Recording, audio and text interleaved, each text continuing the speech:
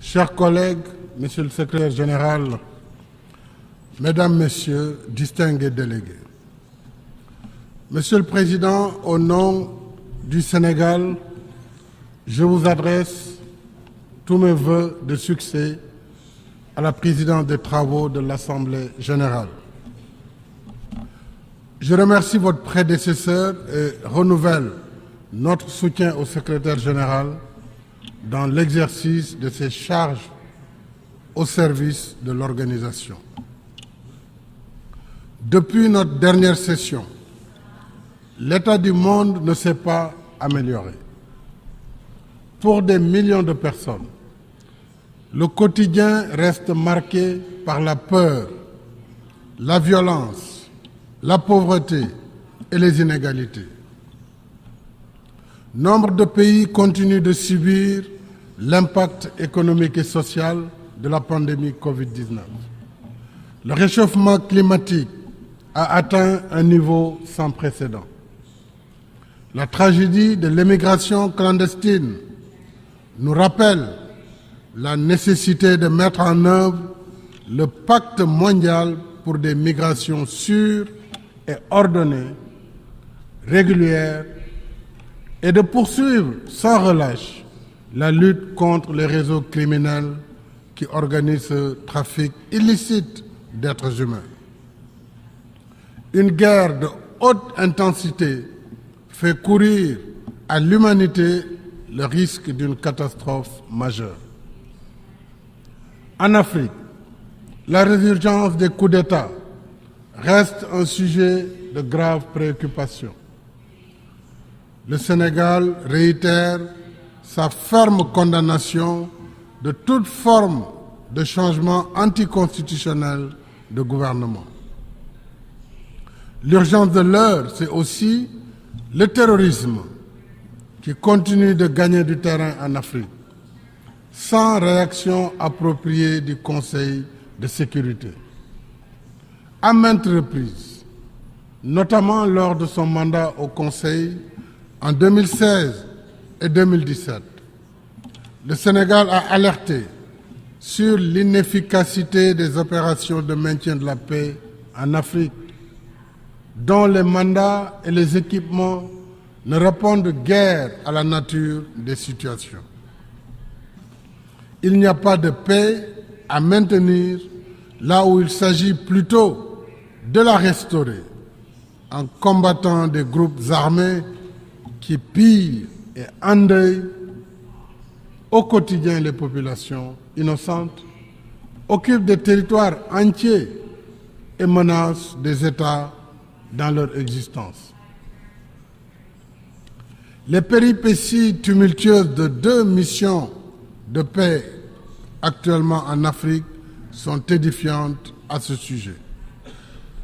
En conséquence, le Sénégal invite à nouveau le Conseil de sécurité à assumer pleinement ses responsabilités dans la lutte contre le terrorisme en Afrique en vertu du mécanisme de sécurité collective prévu par la Charte. Dans le même esprit, nous appelons à la désescalade et au règlement pacifique de la guerre en Ukraine. Nous renouvelons notre soutien au droit du peuple palestinien à un État viable, coexistant pacifiquement avec l'État d'Israël, chacun à l'intérieur de frontières sûres et internationalement reconnues. Monsieur le Président, le thème de cette session nous rappelle que l'idéal à la base du multilatéralisme, c'est de créer et promouvoir entre les pays des relations confiantes, solidaires et inclusives. Le Sénégal reconnaît le service appréciable que le système des Nations Unies et celui de Bretton Woods rendent au pays depuis près de 80 ans. Mais nous savons tous que le système multilatéral, héritage d'un passé révolu, est devenu obsolète. Or, comme l'a justement alerté le secrétaire général Antonio Guterres, un système qui continue d'ignorer les réalités de son temps et les besoins de plus de 3/4 de ses membres, accentue les inégalités, génère les conditions de sa contestation et provoque le risque de sa fragmentation.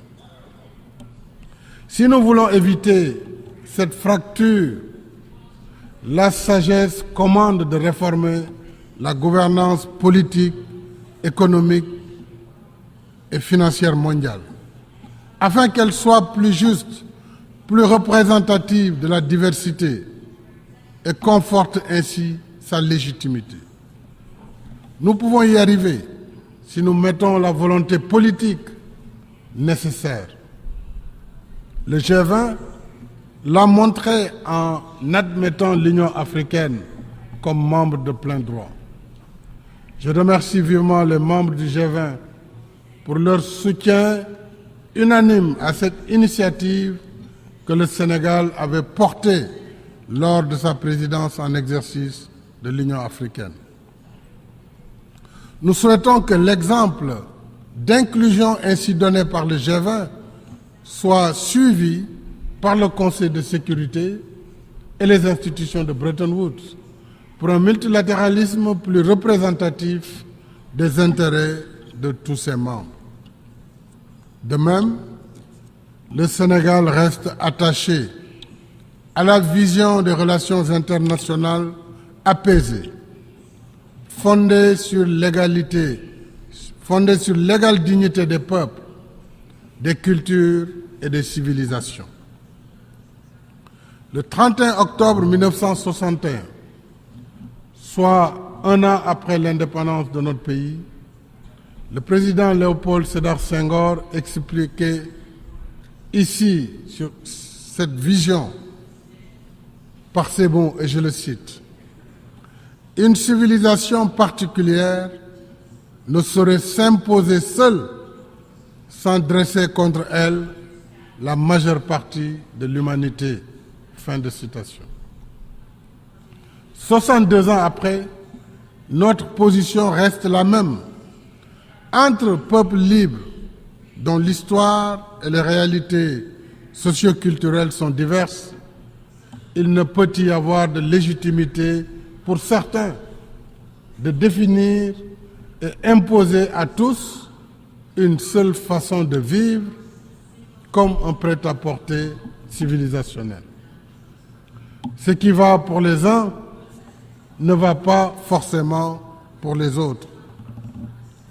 Ensemble, nous pouvons pratiquer nos valeurs communes. Mais ensemble, nous devons respecter nos différences. Voilà pour le Sénégal ce qui doit forger un universalisme revitalisé, plus ouvert et plus efficace dans la prise en charge des défis de notre temps. Parmi ces défis, il y a l'urgence climatique.